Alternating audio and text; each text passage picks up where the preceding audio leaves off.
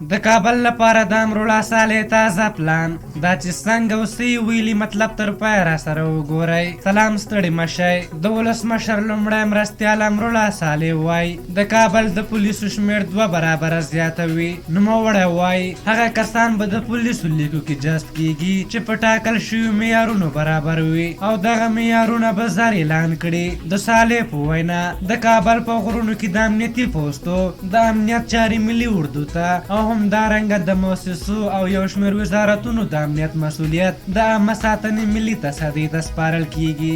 یاد دې وي چې ملي تصدۍ د عامه شتمنیو، خصوصي سکتور او دولتي او غیر دولتي ادارو د امنیت د ساتنې مسؤلیت په غاړه لري چې د دې تصدۍ مشري جنرال صاحب خوشحال سادات کوي. امرالله صالح غواړي په دې کار سره پولیس خپلو اصلي دندو ته چې د جنایي جرمونو په وړاندې مبارزه دره وګرځوي. له دې وړاندې داسې نیوکې موجودې وي چې پولیسو خپل اصلي دنده پرېښې یا خو په پوستو کې د جګړې په لومړیو کرښو کې دي او یا هم کله د ښاروالۍ دنده شروع کړې وي او په نوي جوړېدونکو ودانیو پسې ګرځي. د خلکو غوښتنه هم دا وه چې پولیس د خپلو اصلي دندو ته راوګرځي. خو ځینې بیا د شمېر په اړه وایي چې لومړی باید په رهبرۍ کې ستونزې حل شي. دوی د ستونزو حل منظمه رهبري بولي. په هر حال تاسو د امرالله صالح د دغه پرېکړې په هکله څه نظر لرئ؟ خپل نظرونه راته په کومنټ کې ولیکئ. که زموږ ویډیو مو خوښه شوې وي ضرور لایک کړئ. تر بلې ویډیو مو په لایق بخښونکي خدای سپارم. د الله په امان.